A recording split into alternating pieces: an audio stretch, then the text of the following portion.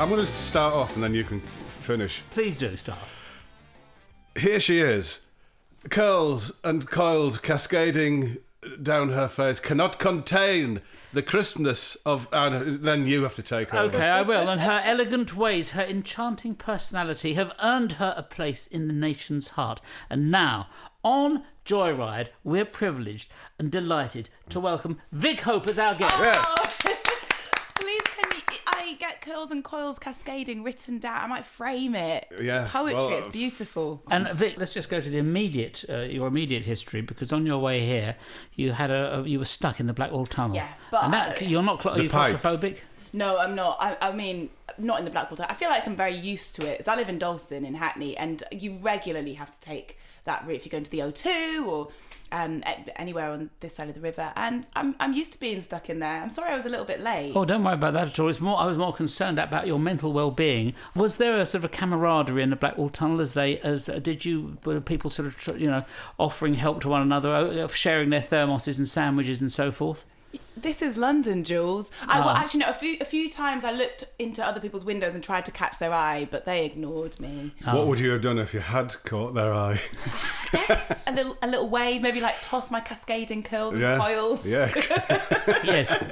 But that's what you could have avoided the Blackwell and got the Woolwich ferry. Yes, I love That it. is something. I love getting on a ferry, and the Woolwich one's a great one. I especially love when taking a boat is functional. Like, I love a boat ride. I love to bask in the sun on a catamaran in Ibiza, but when you actually have to get from A to B and a boat is your option, it makes me so excited. I quite Ferries. agree. Even though I get very, very, very seasick. I mean, I vomit every time, but I love it. I love it so much. I took a boat when I was quite young. We went to Ecuador, went to the Galapagos Islands, and I was so ill that I was sick so much that I perforated my eardrum from Being sick. retching too much. Yeah, and the doctor on the boat had to come down and give me an injection in my bum because I couldn't stay still enough to put it in my arm, and then I just slept for the rest of the 9 days. So not probably best to avoid the Woolwich ferry then. Do you fear the ferryman? I fear the ferryman. You have to put an injection in my bum. Yeah, exactly. Poor ferryman. I mean, I didn't realise that was part of his job. The ferryman's an old term for the fellow who takes you to hell.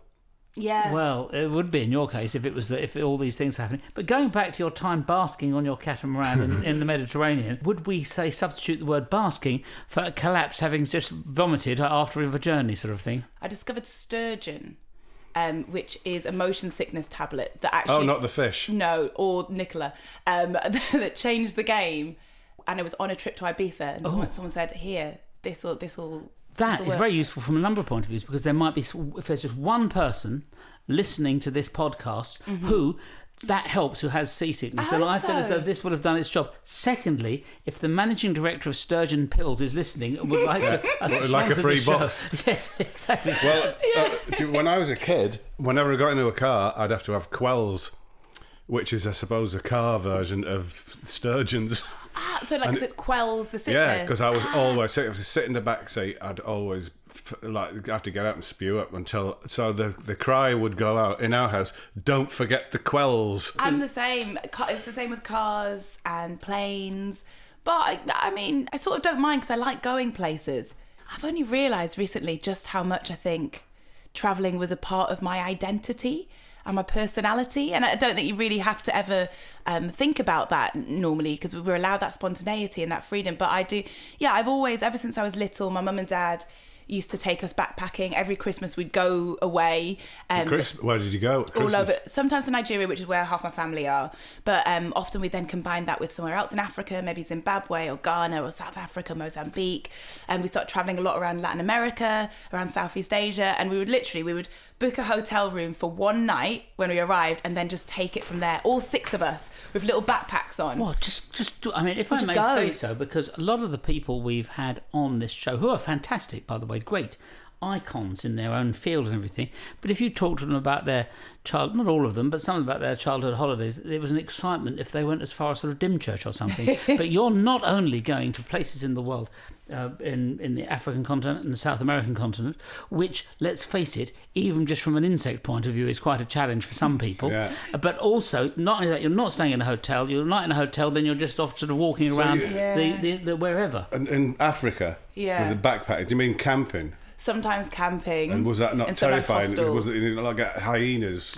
I remember, and my dad will hate me for saying this. I remember once we camped on the Serengeti in Tanzania. And is that it? What is a Serengeti? It's where the Masai Mara. It's sort of between Kenya and Tanzania. There's a huge expanse, like savannah. A great plain. But great plain where the animals roam free. And what sort of animals are roaming free? Just give us a picture. All the big 5. We've got lions. We've got giraffes, my favourites. Water buffalo, elephants, crocodiles, hippos. So let's just. I just want to get the picture of you. And what age are you, by the way? So I will have been about 9, because Gabriel wasn't born yet. So Gabe was born when I was maybe 8 then. So about 8-year-old child. There you are, all entering this. You had one night in a hotel, and then you've entered the Serengeti plain with all of the big 5 animals. Off you go. What's happening then? So we're in a 4x4, a Land Rover, driving around with our tent, and we pitched up one night. We had a driver. He said, "I'm just going to sleep in my car tonight," and we were like, "Oh, you're not sleeping in a tent like the rest of us?" He was like, "No, I think it's best if I'll sleep in the car." He then picked up his rifle and put it on his chest, crossed his arms over it, and went to sleep. Well, it's funny that he's decided to sleep inside the Land Rover with a rifle on his chest. But hey, he said it's fine for us to camp here, we'll camp here. And we camped, and during the night, we woke up to the sound of these roars, and they were so guttural and so loud. And we looked around, and we turn on the light on the torch, and you could see the silhouette of a lion right outside our tent, just roaring. We could see it was the silhouette, just with his mouth sort of turned up to the sky. And Mum and Dad, for the first time in my life, I could see that they were quite frightened, because they never show it when you're little. They never show it. You don't see it. And they were like, "Okay, everyone just stay very still." And it just continued, and we could hear there were lions all around. There wasn't just one. They were after the smelt you. I think that we were just in their habitat. We spoke to the driver in the morning, and he said, "Look, it's normal. This is just where they live." Can we just go back? We're there. You come out. There's lions. Your parents probably weren't even sure what the right course of action was, but said, "Be still," because that's all they could think of doing. Frozen in fear themselves. And I'm just saying, this is what I would be if I was them. I'd be in the same boat. And then, did nobody think of saying, "Somebody wake the driver up"? Well, he's in the car on the other side of the plot. I'm not saying he could have used his gun, but maybe he could just have it handy just in case, that's all. Obviously, you don't want the last thing you want to do is to shoot a lion. That's not what you want to do. No. He was last seen bubbling his foot down, hurtling towards Nairobi. Oh, he's gone now. No, we just stayed very still, very quiet, and eventually they went away. But later in the night, my dad did need to go to the toilet, and during the day, we'd just been going in the bush. And my brother Theo at the time was still in nappies. So my dad just got one of his nappies and did it in that. So there was a baby on this trip as well. It's quite adventurous, isn't it? And mind you, I tell you what, I have actually also been awoken in a tent by a lion. No. But this was at a campsite next to Whipsnade Zoo when I was a kid. Right. So they were quite contained there. Yes. It's a very different scenario. Going back to this guide, because I think, looking back, he sounds like the most irresponsible, incompetent man. One, to be entrusted with your safety in the close proximity of the big five creatures, but secondly, to have him asleep with a gun over his chest. I mean, is he the right man to be handling firearms? Well, I'm still here, aren't I? Yeah, I suppose so. We all survived What it. about South America? What happened there? Well, so we travelled around Nicaragua, Costa Rica, Ecuador. In the same way, but you got one night in the hotel, then you just go off with a lot of backpacking. And it really ignited my love of Latin America. I remember being on a beach in Nicaragua and this guy called Pedro, to be honest, I was about 13, so this probably isn't right, but this guy called Pedro kept bringing me stones from the sea. And what sort of age was he? I mean, I reckon probably like 18 or something. And I fell in love, and I couldn't talk to him because I didn't speak any Spanish at the time. And that was the moment that I made my resolve that I was going to learn Spanish. This was going to be my thing. And from there, I campaigned at my school to get Spanish as a subject, which eventually did happen, but not until after I left. So I went to night classes, learned Spanish, got my A-level in it. All with Pedro at the back of your mind? At the back of my mind. I went to uni to study French and Spanish. Pedro's still there? I've not seen Pedro since, but I do go speak back Spanish and find now. him. Yeah. And he'd gone off him, like Candide by Voltaire. Yeah. He went back, the girl of his dreams, searched all around the world, and when he found it, he'd gone off her. Well, I reckon Pedro's still out there just giving stones to other girls, probably. Maybe that's the way he communicates. Yeah, with maybe. stones. Yeah, but it became my passion. Like, I studied at uni and then went to live in Argentina, in Buenos Aires for a year to write for a newspaper out there. And you have incredibly well travelled. I think because this podcast is vaguely about travel and transport, but we've never had actually anybody who's been anywhere like you have. Oh, so going Argentina. Yeah. Going back, by the way, to Pedro, and it's being impertinent to me to give you advice, but to my daughters, I always say if there's a chap comes and gives you stones, be very careful. I feel like there's probably a mantra in there, isn't it? When a man gives you stones, just watch it. Watch it. He's obviously a bit of a weirdo and skint. Well, if a man gives you stones, that is one thing. If a man kept giving you flowers, I think that's creepier. Do you think that's worse? Yeah. I'd rather have the stones. Yeah. What are you going to do with the stones? Build a house for us both to live in. What sort of stones Me and the man on the beach. You and Pedro. Me and Pedro on the beach in a house. In your stone-built villa. Yeah, and then I say to Pedro, bring more stones. I wish to build a pavilion in the garden. More stones, Pedro. And while you're at it, get some fish out of the sea and cook that. But Gil, you went to then Argentina. Yes, when I was 19, I went to work for the Argentina Independent. I went to write for them. I covered Latin American politics and current affairs. Wow. Yeah. I was doing my languages degree at uni, and I was sort of specialising in Argentine culture, history, politics and literature, in a roundabout way. I was sort of curating it for that because I was just fascinated by that part of the world. I knew that, when a place just comes alive to you. And I really enjoyed the few times that I'd travelled, that I'd been to Cuba and stuff. I really enjoyed that. And I didn't get asked where I was from quite a lot, whereas when I travel, usually I get asked where I'm from. It's normal. When I go back to Nigeria, and we're still sort of different. And it was the first time in my life that I didn't really get asked that. I sort of could fit in a little bit. And there's such a thrilling liberty that you get from that. It's an amazing feeling. And especially then when you speak Spanish, I was just like, I really like how this feels. So I went there and I had this interest, and I learned a lot. I worked a lot. Alongside the writing job, I worked for a Human Rights Film Festival as a translator. I worked in a cocktail bar. I had a job as it was technically PR, but my job was essentially for a taco company. I had to go around giving out nachos around Buenos Aires wearing a sombrero followed by a mariachi band. Nice. And I worked as a virtual dating assistant as well while I was there. So I did in Argentina? Yeah, I did people's online dating for them. Just all sorts. I spent a year there just doing all sorts. Loved it. Fantastic. I went to Buenos Aires. I really liked it. We played there, and I really liked it. What's the bit around there where the big football club is? San Telmo. It's very French, isn't it? The Boca. Yeah, well, French, Italian, and German. A lot of German. Yeah, a lot of European influences, and Yes. a lot of Nazi war criminals. A lot of Nazi war. Was it now when you were there? Was there any rumours? Not rumours so much, but if you go to, the market in San Telmo, just right by where La Boca is, there's a lot of Nazi memorabilia on a lot of the stalls. I noticed, and when you try and take photos of it, they stop you. Really? Yeah, I did notice that. But I think the thing I noticed about Argentina, or Buenos Aires, I really liked, it reminded me of somehow it was a bit like Deptford, but sort of 50 years ago. You're so right. But yeah. it had, but I love that music, and I love the fact that when they played the music, it wasn't like, oh, here's our old sort of music that we're putting on for the tourists. It was, this is what they just play. Yeah. It was so kind of fantastic. Carlos Gardel, all that. It's like, Yeah. wow, it's really. I thought it was lovely. I really felt very. At home there, because it's partly you feel sort of reassured, like it, because it looks sort of European. Yeah. But actually, it's not. It's really kind of not European at all, is it? They call themselves the Paris of the South. They're very proud of their European influence. They use words like ciao, bella. There's a lot of pizza and pasta. So there is that, and it's not necessarily a great thing on all levels, because they're not hugely welcoming to a lot of the indigenous communities who've come from the countryside, and for whom this is really their home.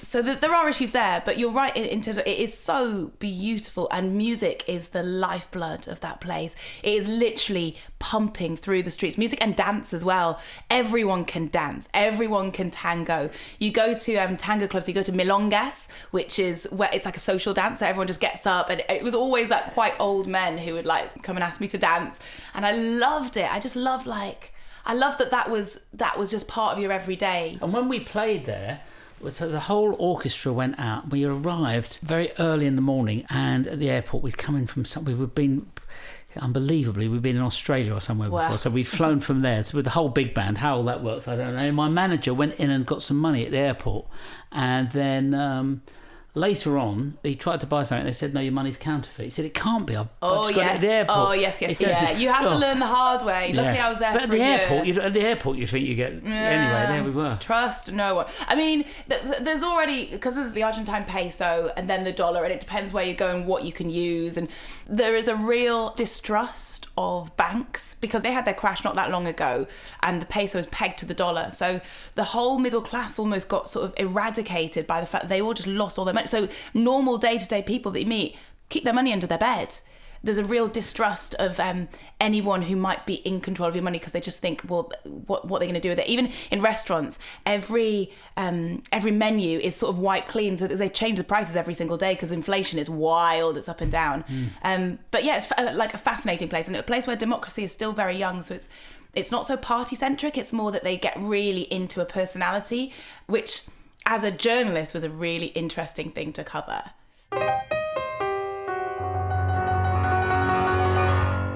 I remember one night having a night out in Buenos Aires, and we used to, because you've got the tango, but then you have like electronic tango, which is sort of this evolution of it, like dead cool. And we would go out until maybe 5, 6, 7 in the morning.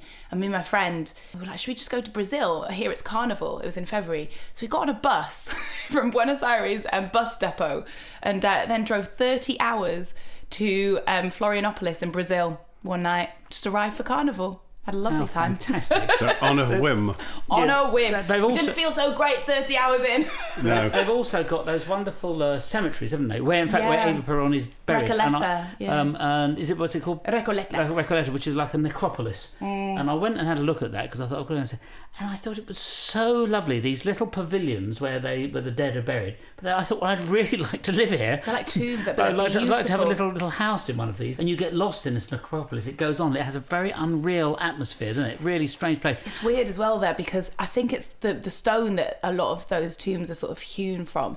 The way the light hits it, it looks like the whole cemetery sparkling. It's so beautiful. And I remember me and my friends, it was like our hangover day thing to do on a Sunday. We'd just go for a walk around the cemetery, which, when you think about it, is a really weird way to spend your Sunday with your mates when you're 19. But we did, because it was such a gorgeous place. Such a pretty place, yeah. It's a strange atmosphere. Well, obviously, there we are. So going back to your travelling, already, before you've hardly lived your life, and you've been living in Argentina, you've been traipsed through the South America, got on buses, gone for like 3 days to get to Brazil from one place to another. What's left? Yes, what's left? Where would you like to go now? Well, before everything stopped, there was 2 places I was going to go. I was going to go to Scarborough. I was going to go to Lesbos and the Greek islands, where there are a charity that I work with called Help Refugees. We're doing a lot of work there in the camps, and I was going to go and spend some time, but unfortunately was unable to because it became very dangerous, and travel was sort of written off, and that hasn't really changed as yet. But I'm hoping that when we can move around a bit again, then I will go and help out for a bit. On the Greek island. Yeah, in the refugee camps. I visited one in Leros. Did you? It's quite a strange place, Leros. It's a magical place, really. Yeah. But I like those Greek islands. I went to one, Sifnos, which is a really I don't think I've ever heard of Sifnos. Not many people have been there. But are you? Is it of your creation? No, I went there when I was, I don't know, what was I, 20, I think. And because I grew up on Ray Harryhausen films, like Sinbad. Yeah. It's Jason and the Argonauts, Sinbad. Oh, yes. And the Golden Voyage of Sinbad. So when I was there on a ferry going to it, I was thinking, this is Sinbad territory. And any moment now, I'm going to see Cyclops rise out of the sea. Yes, exactly. You're waiting for a mythological creature. Yeah. The Kraken, I believe, isn't he the giant one that The lurks? Kraken would rise out of the sea. Yes, he sleeps for 300 years, then he'd just smell me, and there'd be a little twitch of his nostril, sort of many fathoms below, and then he'd sort of lunge to the top. And then drag you down. I'd make my excuses, and he'd move on. I loved it there. And that was the last time I went. There was minotaurs wandering about on the beach. Yeah, I love when you see just minotaurs. casually wandering about. Yes. We were talking earlier, actually, about what's that? The Neanderthal? No, I can't even say it. Neanderthal. The new one, the giant. What, they've discovered another... Well, another sort of species. There's Devonian. I can't quite remember. And I mean, I think a lot of people do tune into this podcast to get completely half-cut, misinformed views and information. But there has been, I think the thrust of it is, there's a very early species of human that had not been discovered. Right. And the point about them is that these early humans were giants and quite sort of like troll-looking, like, and I wondered if it's where the original sort of idea of trolls and everything came from, Probably would be, because we've all got a touch of the old Cro-Magnon. The old Cro-Magnon. We have got, you've all got a little bit, because the Neanderthals and the Homo sapiens were meeting romantically now and then. And there's a little bit of Neanderthal in everyone, virtually. Well, I suppose that it some have more than others. Thank you. But anyway, I was just. So you think that's where trolls? Because you get a lot of early stories of giants, which are then dismissed by people later on. But I think perhaps there were giants wandering around. I think there probably were. But on your travels, you've never seen one. My brother's 6'7", so is he? But two of them are, yeah. They weren't that size when the lions menaced you. One of them wasn't even born then. 6'7". So maybe they've got a bit of Neanderthal in them. And when he wears a hat, that's 7 foot. Well, yeah. Well, they've both got big afros at the moment as well. Really? Probably more, So on top of the afro, you could be talking 9 foot. Well, if you put a hat on top of the afro, a very tall hat, and you were wearing platforms, you're getting on for 10 foot. Yeah, my brothers are 10 foot in their hats and heels. Yes, exactly. Yeah. What sort of width? So when you were all of you kids, big kids as well, and you'd go around in a van or a bus. I'm the smallest, but I'm quite tall for a girl. But yeah, they all grew quite fast. And remember, probably our final big family holiday before we started to, make our own way to wherever it is that we're meeting, was we went around the States. We flew into LA and drove up the West Coast, up to San Francisco, Yosemite, Sequoia, then across to Vegas, and flew across to Chicago, and a bit of time in New York, Cincinnati. And we were at a point where we did not fit in that van. We did not fit, and it was not comfortable. I mean, it was a lot of fun. It was an amazing thing, and I'm very grateful to my parents for that. But my brothers were big at that point. But you didn't then, when you were in America, when you were in the van, you didn't go off backpacking? No, we stayed in motels. Lots of motels, some nicer than others. I don't know if you've driven across the States, but it's vast. There were a couple of places. I remember one place we rolled in, because we would just look each night. We're like, we'll stay there, wherever we sort of stop. There's one place we rolled in. It was the dodgiest looking little town in the middle of nowhere. And a guy climbed out of essentially a bin, a skip. And he went, guys, I don't think you should stay here. Dad went, it's fine. Well, it's fine. Don't listen to him. We'll stay here. This is the same dad who said, like, never mind about the lines. Yeah. Well, he pissed in a nappy. Yeah. So, yeah. But we saw a lot of things. But what then happened in that motel? Was it perfectly fine? We've all survived it. It had some flickering lights, and there didn't seem to be anyone else there, but it was fine. Well, that's real America. That's America. That's what you want, isn't it? Yes, I would have stayed America, there. Yeah. It's so vast. It was so mind-boggling, because I've worked quite a few times in the States, and often you're in LA or New York, but there was a couple of shows that I did for Red Bull where we went to Louisville, Kentucky, and parts of it are absolutely amazing. I mean, the home of finger licking good KFC. But then we'd move a little bit further out. There were a lot of, you'd watch the news, there were a lot of shootings. It felt incredibly segregated. And I was like, I feel like I could be, you wouldn't believe that this is America, seeing it. And it is a fascinating place insofar as each of those states, they're almost autonomous and they're so different. And yeah, you feel like you've walked into the past quite a lot. I mean, I really enjoyed seeing so many different sides of it. As you say, a place of such great contrast. But not a place, I suppose, that you would have like the other places where you then got your backpacks and you could just sort of go, you know, it's like I like that being like almost like a commando unit. You're dropped into the place, night in a hotel, then we're out with our... Yeah, I mean, that's just how we travelled. I think it's a little bit heartbreaking, actually, I think, for my parents, because that's how they loved us to see the world. They saw that as a part of our education. Our school were never that happy when we'd get taken out for several weeks at a time. The best education you could have had, But it was an surely. education. And I think in recent years, my mum and dad have been like, oh, we'll just get, a hostel for one night and take it from there. And they've realised it's not that easy anymore because everyone's got an app with an Airbnb or Booking.com or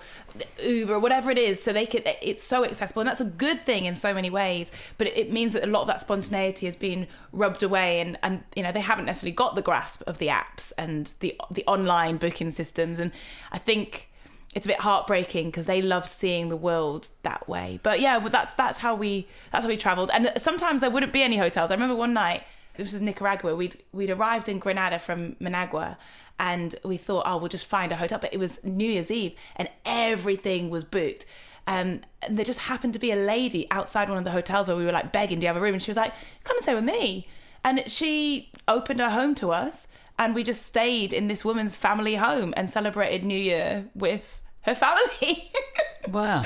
Yeah. Have you stayed in touch since? No. Oh. We stayed one night and then we were off. They cleared up. And that was it. But it was really nice. And we were salsa dancing till like 3 a.m. She was like, her family, she had sons. We were all just, salsa dancing. Drinking lots of rum. That's nice though, isn't it? Yeah. Lovely. Gives you some faith in humanity. It does, Yes, doesn't it? Exactly. And here, a message from our sponsors. Jools, my curtains are so dismal they make me want to be sick.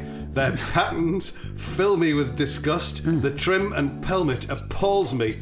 So awful, I'm going to hang myself. No, there's no need. We have fitters who can do that for you at It's Curtains For You in Eltham. Also another branch in Bexley High Street, above the Undertakers. Pull yourself together. We're talking about all the extraordinary global places that you've been. What about places in either in the United Kingdom or in Europe? Did they take you? Did you get to visit all those places as well? So it used to be Christmas times that we'd go away because my mum cannot take the cold. She's Nigerian and she's just like we usually would go back to Nigeria anyway and see our family. But so that was Christmas time was away. But in the summertime, mum's like, well, it might be hot, so we should stay here. And we would always go to Scotland. So we would go up to where it was very likely to be cold. Yeah, which it was. Rain.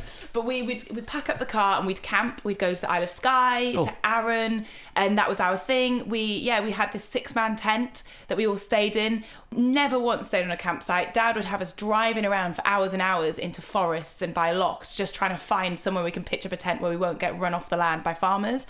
And that was our summers. Mum, who is amazing, used to always manage to whip up these incredible meals on a tiny little camp stove. She would make us jollof rice, like proper Nigerian food, even though we were camping in the middle of Scotland. And we'd get eaten alive by midges. It would usually be raining and cold, but it was that was our summers. Yeah, how lovely! What a lovely sort of landscape to be in for the summer. A great contrast. And what about the sort of cities? Do you like going around cities and having a look at those? I do. When we were younger, we used to go places, because I'm from Newcastle, so places we'd go to quite frequently because we could get to Edinburgh, York, Leeds. Me and my mum used to travel to Leeds. That was our treat away from the boys every couple of, because there was no Afro hairdressers in Newcastle when we were growing up. Well, there was one, but he was very, very expensive. So for us to get our hair done, we had to go to where there were more black people. So we'd go down to Leeds, and Margaret had a salon there, and we would have a day out. We'd get the train. And by the time I was allowed to have a little bit of Prosecco, we'd have like a little Prosecco on the train, pull into Leeds, go and see Margaret, get our curly perms or relaxers done to our hair, and then have a day of there was a place, where was it, where you could have some tea I think it was like Harvey Nicks. They had like a fancy tea hall. On the top floor. Yeah, on the top floor. We'd go there, we'd have a cup of tea, we'd look at all the clothes but never buy any. It would always be like a lip balm. She said, a treat for you, we'd get you a lip balm. and that was our day, that was our girls' time in Leeds. And it's held a really special place in my heart. Whenever anyone says Leeds, I'm like, oh, Leeds. And other people don't necessarily think of it like that. But I look back on it with these really rose-tinted spectacles. My mum and dad actually met right outside Harvey Nichols. I think there's a shop, I think it's Debenhams now, but it was something else then. And my mum was a window dresser in there, and my dad worked at the Yorkshire Post and used to have a look at it doing the window dressing in the window there. He would literally window shop him. Yeah, and they communicated, much like you and Pedro with stones, they communicated through the window with sign language. And he said, let's go to the dance hall round the corner next weekend. So they did that, and I think they got engaged 2 weeks later and married after 6 weeks of the first initial contact behind the window. That's a beautiful story. Amazing. There we are. And there you are. That's quite extraordinary. So that could have been you and Pedro. It could have been. I mean, that's the other thing. I always remember the first time I think I got taken abroad. My father he managed to get some work in Paris, and he took us all. And I had long, lank, sort of black hair, and imagined I don't know quite where I thought I was, but anyway. And then I was walking along the road with him near where his office was in the West End and in Soho, and he suddenly pushed me into this barber shop and said, "We'll just get your hair cut." I said, "Oh yeah," well, I wasn't really thinking of it. And within moments, I'd had sort of froth and stuff put on my hair. Wasn't really aware what was going on. And suddenly, I reappeared and had been reinvented, and I had this huge, enormous sort of mullet, which wasn't me at all. And we then went to Paris, and I must have been about 14 or 12 or something, I don't know, something like this, 13 maybe. And we go around museums, and I remember sort of catching the eye of this very beautiful girl of the same age as me, roughly speaking, and looking at her and smiling. I don't know, just thought, because and I thought, oh, I bet she's a Parisian young woman, how great. And then I realised she was looking at me, and I thought, oh, she's not really paying attention to me because she thinks, who's that idiot with the mullet? And the mullet almost marred the whole Parisian experience for me. I can't believe you got a mullet without asking or without planning. Consent. Without consent. In those days, it was the same period when if you felt your husband or wife was slightly deranged, you just have them committed without, and you wouldn't have to have any experts check them or anything. Yeah. It was the same days when you would just say, my uncle's not feeling very well, and they give him an injection. That was the end of it. Yeah. No forms to fill in. Sleep. Yeah, exactly. So you could be given a mullet against your will, just like that. It was horrid. Perpetrated on me, and I'm saying perpetrated because that's what it was. I had the similar long, lank hair down to my waist, and I went into a hairdresser with a picture of Elvis Costello. And this was in 1978, right. So Elvis Costello. Crucially, didn't have a mullet. I said, "Can you do me hair like that?" Yeah. He went, "No way." He said, "I'm not doing that. That punk rocker, I'm not doing." I said, "Well, it's not really a punk rocker, but I want it like that." He went, "Nah." He said, "I'll get somewhere near." And I came out, and he'd done it, and he blow dried it, so I looked like it was a 1970s version of Noel Edmonds. So it was very high, centre parting, blow dried into the shape of a bell around the side. So almost I came like a out sort of jack of heart. No, sort of on the cards, a jack sort of. Yeah, it was the most awful. So I looked out of the barber's and sort of waited until the bus arrived, made sure there was no one in there who recognised me. And I ran on the bus with my hands on my head, went home, and then just got scissors out and got home and did it myself. Did you make it better? Miles better, Right. but he refused to do what was, I would say, it was a very normal haircut. Instead, he gave me, I just looked like I had a bell on me, like, Big Ben on my head. Yeah, I mean, I think some people can just do one style, can't they? That's what happens. They can only do one thing, really. I think. You're going to look like a BG, whatever. Whether you like it or not, chum. Well, it's been wonderful chatting to you today. Thank you so much for having me. I tell you what, you've taken us on some journeys there that were both enlightening and terrifying and fun all at the same time. And I think tonight I will be dreaming about waking to the sound of those roaring lions. Just keep a nappy close. Yes.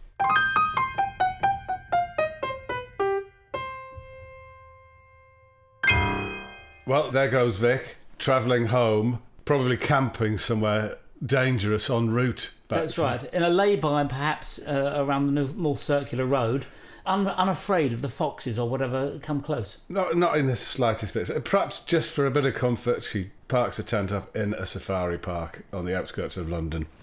For safety. This podcast was produced and edited by Molly Stewart. Sound engineers were James Stewart and George Latham.